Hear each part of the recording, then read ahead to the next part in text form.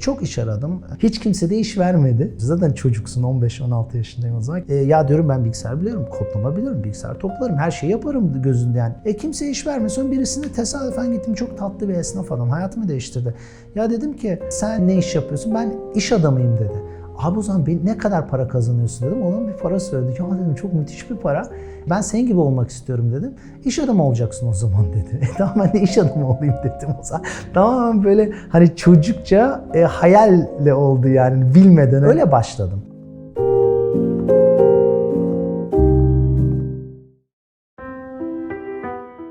Şahin Boydaş hikayesinde ben Amerika doğumluyum ilginç bir şekilde. Çünkü annem babam orada tanışıyor. Babam TÜBİTAK bursuyla Amerika'ya gidiyor. Çok böyle zor durumlarda ama çok başarılı bir öğrenciymiş. Devlet de burs veriyor yurt dışında okusun diye. Annem de hep İngilizce, dedemin İngilizce öğrenme hayali varmış. Memur, hastane memuru. Hastane çok erken yaşta vefat ediyor. Çok sevilen de bir insan olduğu için para topluyorlar.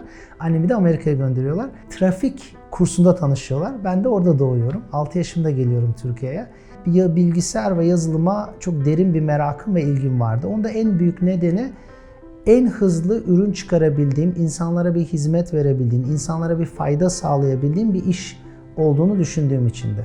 İlk bilgisayara yaptığım oyunları hackliyordum, modifiye ediyordum. Yani mesela oyunlar var, 3 saat sürüyor oyunu bitirmen. Ben gidiyordum onun kodunu değiştiriyordum ve o kodun değişikliğini de internete koyuyordum.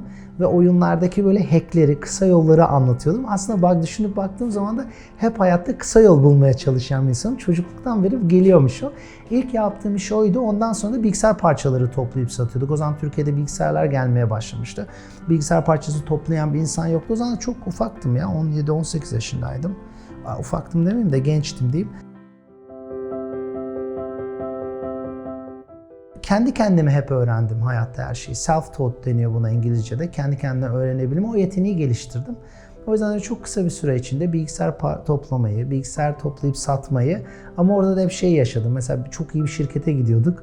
Bakıyorlardı ya bu çocuk ne anlayacak diye. Böyle kovulduğum oldu mesela çok kereler.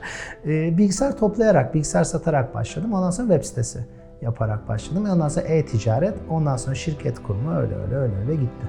Benim karakterim bu ülkede insan sarrafı olmaya yeterli olmadığını anladım. Ona yeteneğim olmadığını da anladım. Yani ben hani o zorluklarla yapamadığımı anladım. 30 yaşıma geldiğimde de şöyle bir karar aldım. Artık o zaman askerliğim gelmişti. Üniversite master yapmıştım, o bitmişti. Kız arkadaşımdan ayrılmıştım. Hiç param kalmamıştı.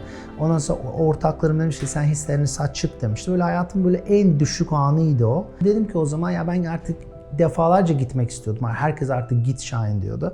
Ondan sonra dedim ben artık gemileri yakacağım, gideceğim. Gittiğimde de hiç tanıdığım yoktu zaten Amerika. Öyle başladı o hikaye. İlk indiğimde 2 Eylül 2011 yılında indim Silikon Vadisi'ne. Kimseyi de tanımıyordum açıkçası. Hiçbir arkadaşım yoktu. Stanford Üniversitesi'ne gittim. Oralarda gezdim. İlk başlarda tabii ben neredeyse kira paramı ödeyecek kadar param bile yoktu oraya gittiğimde. Bir arkadaşımda kalmaya başladım. Size yardım eden insanlar da yok hayatta. Hani şey de hiç görmedim ben. Ya bu işi yapacağım dediğin zaman ya kimse de aferin bu oğlum süper iş bulmuşsun yap da demiyor. Herkes yapma diyor. Tamam herkes bir negatif kısmını söylüyor. O yüzden de o genelde kolay olmuyor yani. Hep sürekli hata ve yanlışlar yaparak öğrenilen bir şey oluyor ne yazık ki iş yapmak ama çok erken yaşta başladım. Onun da nedeni o gerçekten insanlara bir şey üretme aşkı yani. O da sadece benim inancım bilgisayar alanında var. Yani bilgisayar alanında o yüzden aileler için bu çok önemli. Bilgisayarcı ve yazılımcı olduğun zaman dünyayı değiştirebilecek, binlerce insana ulaşabilecek, ürün yapabileceğin en kısa yöntem bu. Bugün herkesin telefonda kullandığı Instagram olsun, WhatsApp olsun, Facebook olsun bu işi yapan insanlar daha önceden bu konuyla ilgili bilgi sahibi olan insanlar da değil. Yani adam Uber'ı yapan adam, Instagram'ı yapan adam fotoğraf uzmanı mıydı? Hayır. WhatsApp'ı yapan adam chat mi yapmıştı? Kesinlikle hayır. İşte yazılımın ve bilgisayar dünyasının böyle bir şansı oluyor. O işi de bilmenize gerek yok. Türkiye'de 4 şirketim oldu benim. Silikon Vadisi'nde de 4 şirketim oldu. İlk şirketim cepdükkan.com'du. Bir arkadaşımla beraber kurmuştuk ve kapı kapı dolaşıp yatırım almaya çalışmıştı. Kimse yatırım yapmamıştı. Ben film tanıtımları izlemeyi çok seviyorum. O kısa kısa film fragmanları var ya hastasıyım. Hepsini izlerim. Ve böyle kaçırdığım olunca da delirirdim ya, nasıl bunu izleyemedim diye. Ve şeyi öğrendim ben, yani film stüdyoları, tabii bu işi yapmak delilik bence de, film stüdyoları yüz milyonlarca dolar para harcıyorlar. Mesela şeyi düşünün, Disney'in 20 tane filmini izliyorsun, ne sen Disney'i tanıyorsun ne Disney seni tanıyor. Yani Disney'in ürününe 20 saat harcamış insanlar bunu tanımıyorlar.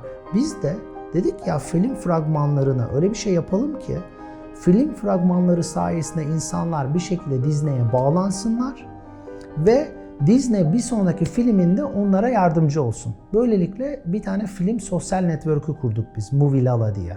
Ve o zaman da bütün stüdyoların, film stüdyolarının inanılmaz ilgisini çekti bu. Ben bu uzaktan çalışma çok patlayacağına inandığım için çok acil bir şekilde işi bıraktım ve uzaktan çalışma platformu üzerinde çalışmaya başladım. İşte onun da sırrı doğru zamanda doğru ürün.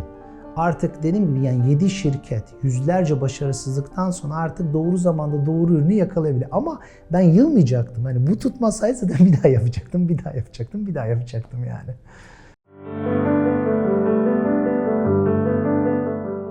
Remote Team'inde, uzaktan takım demek Remote Team. Remote Team'de de şöyle bir olay oldu. Zaten dünya uzaktan çalışmaya gidiyordu. Ve bunu ben bu fikri Ağustos 2019'unda düşünmeye başladım. Kasım'da da şirketi kurduk ve ondan sonra zaten Covid oldu. Covid olunca da uzaktan çalışmayı yapmak iyi bir şeyken zorunlu bir hale geldi. Tabii biz binlerce kat büyümeye başladık her şeyde. Ve orada bizim yaptığımız işte şuydu. Silikon Vadisi'ndeki teknoloji firmalarına yönelik bir ürün. Yani çok çok niş aslında. O firmalar uluslararası insanları işe alıyorlar. Yani Silikon Vadisi'ndeki bir firma gidiyor Fransa'dan bir insan işe alıyor. Avrupa'dan bir insan işe alıyor. Afrika'dan bir insan, Pakistan'dan bir yazılımcı çalıştırıyor. Ve o adam doğru bir şekilde para gönderecek, basit bir şekilde bütün dokümanlarını tutabilecek bir İK sistemi, insan kaynakları sistemi yoktu. Biz dünyada ilk bunu yapanlardanız. Yani sen yurt dışından insan çalıştırıyorsan ona böyle bir tuşla para gönderebileceğin, bütün dokümanlarını toplayabileceğin, izin günlerini yönetebileceğin, biz böyle çok büyük bir platform hazırladık çok kısa bir zaman içinde. İnsanlar hep şöyle bir şey düşünüyor. Yani sanki böyle hayatın belli bir döneminde başarısızlık var. Ondan sonra böyle bir başarı var gibi bir şey. Bence böyle bir şey yok. Ne yaparsan yap zaten her dakika batabiliyorsun. Dev şirketler bir gün sonra batıyor. Yani onu aslında risk ve alabildiğin risk ve o anda onun getirisi aslında ve bu hayatın her gününde var. Hele teknoloji işinde buna zaten şey diyorlar, inişli çıkışlı roller coaster diyorlar. Hani Luna Parklarda olur ya, aşağı inersin, bir anda miden kusar, insanlar sonra yukarı çıkarsın. Öyledir startup hayatı. Her dakika başarısız olabiliyorsun. Ya da aynı anda müthiş 3 tane güzel şey giderken bir anda bir şey patlıyor mesela. Bir anda bir problem çıkıyor ve o problem eğer çözemezsen seni tamamen yiyip bitirecek. Defalarca iflas durumuna geldim ben mesela. İlk şirketimde 4 kere iflas ediyorduk. İkinci şirketimde 3 kere iflas ediyorduk. Remote Team'de kaç kere paramız kalmadı bizim. O kadar yani zaten onları düşünen adam, sonunu düşünen adam kahraman olamaz. Bizim girişim dünyasında çok güzel bir söz. Hani baktığın zaman bence çoğu insanın hayat hikayesi de doğru bir şekilde açıkladığında, içten söylediği zaman böyle. Yani zaten yaptığın 1000 tane şeyin 999 tanesi başarısız oluyor zaten. Yani çoğu denediğin şey tutmuyor. Önemli şey devamlı ileriye gidip bir şey deneme arzusu. Yani yılmadan, bıkmadan, sabrederek denedikçe tutuyor. Girişimci olduğun zaman da hep başarılı olmak istiyorsun. Hayalini yaşamak istiyorsun. Hiçbir zaman da o olmuyor aslında yani baktığınızda. O zaman doğal olarak iyi girişimci adam her zaman başarısız zaten. Her zaman tatminsіз. Çünkü eğer gerçekten ürün için, dünyaya ulaşmak için yapıyorsan, ya bugün Facebook'u görüyorsun 2 milyar insan kullanıyor, hala yetmiyor. 10 milyar insan, 8 milyar insan kullansın diyorlar. Bu girişimcilik de böyle bir şey. Mesela çok komik bir şey, bir gün gerçekten batıyoruz yani. Ne şirkette çalışanların ödeyecek parası var, ne kirayı ödeyecek parası var. Adamın biri LinkedIn'den yazdı. Bak ne kadar ilginç bir şey. Adam biri yazdı, ya dedi biz $10.000 göndermek istiyorum size firmanıza dedi. Yani LinkedIn'den yazdı ve böyle ayın 27'si falandı. Bizim işte ayın 1'inde kirayı ödememiz ve çalışanlara ödememiz lazım. Ben size parayı göndermek istiyorum, yatırım yapmak istiyorum, duydum sizi dedi. Böyle o kadar çok ucundan kurtuldum ki hayatta artık şey yapmamaya başladım. Uzun vadeli hesap yapmamaya, uzun vadeli büyük hayallerim var ama işi yönetirken hep önümdeki 2-3 aya, 4 aya baktım. Yani hiç artık 1 yıl, 2 yıla hiç bakmamaya başladım. Dedim ki 25 yıl dönüp baktığım zaman o kadar uç noktalardan o şans onu kurtarmış ki ve şans tamamen yani. Ve bunu artık o kadar yaşadım ki artık şey yapmaya düşünüyorum. Yani mesela Remote Team'de de öyleydi. Satın alma sürecimizde paramız bitiyordu yani mümkün değildi satın alma sürecimizi bitirmek. Çünkü satın alma sürecine girdiğin zaman Amerika'da şirketlerde oraya bir kural var. Hiçbir şekilde dışarıdan yatırım alamıyorsun. Tam onu imzalamadan 3 gün önce bir tane Zoom'un ilk yatırımcılarından biri ve Zoom'dan dolayı en çok para kazanmış yatırımcılardan biri Japon. Tesadüfen bizi buluyor. Konuşuyoruz. 45 dakikalık toplantının sonunda $300.000 para yatırmak istiyor şirkete. Ve hiç beklemiyordum. Mesela onun sayesinde bizim şirketimiz 5 ayda ayakta kaldı. Satış sürecini bitirebildik. Bunun gibi artık o kadar çok olay yaşadıktan sonra şey demeye başladım yani. Artık öyle düşünmemeye başladım. Yani başarı başarısı hep bunlar beraber oluyor ve öyle yapmak lazım. Yani şimdi yatırımlardan çıkan işe baktığın zaman herhalde $10 milyon falan geçmiştir rahat yani. Çok ilginç bir şey söyleyeceğim geriye dönüp bakmakla ilgili. Ben hiç geçmişte yaşamam. Neden? Ya hatırlamıyorum ki. Geçmişe hiç bakmam. Çünkü biraz bu tasavvufi bir konu oluyor ama yani zaten zaman aynı anda gidiyor. Yani geçmişe dönüp bakacağım da ne olacak? Hani oraya gelip ah bunu yapamadım diye üzecek miyim kendimi? Önemli olan ben hep bu anda yapabileceğini hep düşündüm. Ve ileriyi hep düşündüm. Yani geçmişe dönüp yani ben zaten o kadar böyle tatminim ki o konuda. Zaten o dönemdeki en iyi şeyi yapıyordum. Şunu dersiniz. Evet ya kardeşim 25 yıl sürdü senin başarın. Ben 25 yılda adam olmuşum diyorum yani. Hani ama kalkıp 5 yılda olsaydı keşke de demiyorum.